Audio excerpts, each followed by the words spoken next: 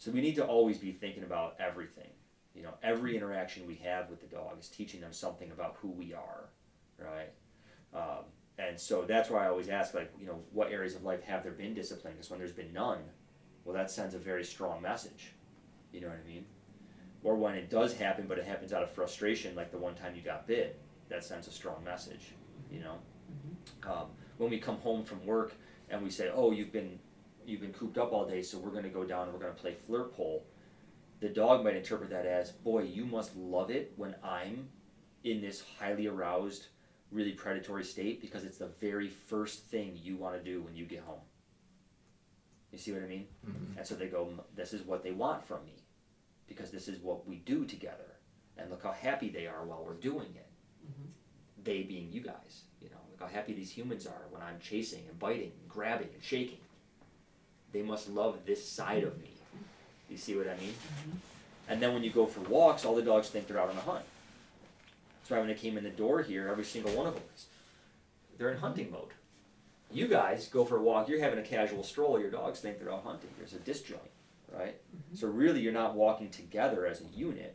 You guys are walking and the dogs are walking, and you just so happen to be connected with a rope. But it's two separate activities. You see what I mean? Jade doesn't, she doesn't even look at us, right? She's just goes like this. When we're on a walk, Yeah. it's like Left, she right, doesn't left, know right, we're left. there. She's you know? scanning, yeah. Yeah. And I don't need her like focusing on you. Part of the walk is I want them to enjoy the environment, but I want them to be, you know, in the right way, Mm-hmm. right? Like, we're not going for a hunt for prey. It's more like we're hunting for seashells. Mm-hmm. That should be what the walk is all about, you know. Mm-hmm. Sniff, enjoy, explore, taking the sights, you know what I mean? Mm-hmm. But it should be in a different energy level, a different state of mind, you know. So now your walks are also reinforcing high arousal. This is what we do together. We do high arousal things. When we do go for a walk, the setup for a walk is pretty high intense. Mm-hmm. Of course they go nuts. Getting their leashes So out. that's a training exercise in and of itself, you know, because if they're in a heightened state when the leash goes on, that heightened state's been reinforced. Every transition from one step of what you're doing to the next is reinforcement, right? So from when I pick up the leash, whatever they're doing when I put it on is being reinforced. Whatever they're then doing when I walk to the door is being reinforced. Whatever they're doing when I open the door is being reinforced. Whatever they're doing when I walk through the door is being reinforced. Sure. You see what I mean? So if I don't even pick up the leash until they're calm, and then they get excited, but I don't put it on until they're calm, and I don't walk to the door until they're calm, and I don't open the door until they're calm, and I don't go outside until they're calm, we start creating different patterns. You know what I mean? That's going to be like a 3-hour walk. But yeah, 3 hours. That's why I said you guys have so Or much never, work cut out yeah. for yourself. But Right. the way I want you to look at this is you do it when it's your only goal. So a lot of times what happens is we are getting ready for the walk. The walk is what we want to do. Everything else is sort of an obstacle in the way of the walk, right? We don't see it as being a valuable practice in its own right. You guys ever see like old kung fu movies where like the monks are like sweeping the floor, or like, you know, Ninja Turtles, like wax on, wax off, or like Karate Kid, you know, I want you to teach me how to sweep, and the guy grabs a broom. Really, you want to sweep legs out from underneath the guy, but there's a reason that like that has truth in tradition of martial arts, and the reason is when monks are sweeping the floor, that's considered part of their kung fu practice. It can't just be something they're doing so that they can get to the training room to do what they really want to do, the fun part of the day, right? They have to be fully invested in sweeping the floor, just like they'd be fully invested in every punch they throw, every kick they throw, every block they put up. They have to be fully present and invested in.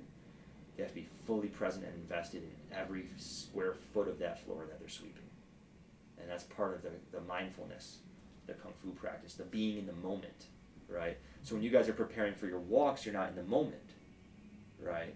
You're on the walk mentally. Right. Instead of being right here and saying, this is it, right now. This is the exercise. The walk doesn't matter right now. This matters right now. Maybe we won't end up having time for a walk because we put our available time into this right now. Mm-hmm. And we only get outside for a potty and then back in, right? But then tomorrow this takes half the time. You spend your time on the next step, and the next step, and the next step. But every one of those steps is important for its own sake, not only as a preparatory step for the walk. Does that make sense? Mm-hmm. And that's what it means when we say you got to be in the moment with your dogs, right? We have to recognize that all of those individual interactions are powerful, and every single transition, one to the next, is a moment of reinforcement. And so again, we look at the patterns. The flirt pole reinforcing arousal, the walks reinforcing arousal, right? We're reinforcing predatory arousal all day long with so many of the really meaningful interactions that we're having. The really emotionally charged interactions are going to sink in more. You know what I mean? So that's why I say the flirt pole might not be serving you right now, because you have too much of that stuff in your lives right now with them. Whereas like teaching them to search with their nose is a more strategic, cognitive, calmer activity that you can help direct. Okay. And then bringing those walks down. We're going to focus on the walk a little bit today to bring those walks under control. Mm-hmm. And you might have to walk them individually for a period because they're all three are so intense. Mm-hmm. You know what I mean? Yeah. We've tried it a couple times. I mean, normally she'll have 3, I'll have 2. You know, like Yeah, that's yeah. how Yeah. we Yeah. historically walk. So Yeah. Well, 5 dogs. I mean, it's a lot. Yeah. It's a lot. Yeah. You know. So of Yeah. course you're trying to get them all out. You know. You guys work too. yeah, Yeah. So you guys, Mhm. it's a lot. It's going to be a ton. You know. Yeah, I mean, to and give when you- you're saying that, it's funny because like when I'm thinking about the walk, I'm also thinking about as soon as we get this walk done, I'm gonna eat. You know what I mean? Like I'm already. Exactly, yeah. And so the prep is not even. It's just Yeah, hurry up so- and get it done as fast as I Yeah, can. and it can't be that way. Yeah. And so sometimes what we'll do is, like maybe normally you walk, you know, first thing in the morning, and then you know you're gonna do an evening walk or whatever. But sometimes what we'll do is just randomly, when you're not even trying to go for a walk, just like we would practice like the skills you learn in your training class, the sit, the down, you know, luring them in positions. You do 10, 20 times in a row just to practice that skill. We would do the same thing with the preparatory stage of the walk. We do it when we're not like I'm gonna teach you to down when I don't actually need you to lay down.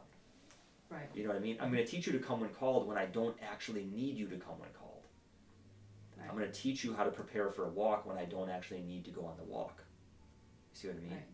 Mm-hmm. I'm going to teach you how to behave around the flirt pole when we're not even going to play with the flirt pole. Sure. Right? Makes And sense. so then we start to create the behaviors that we want.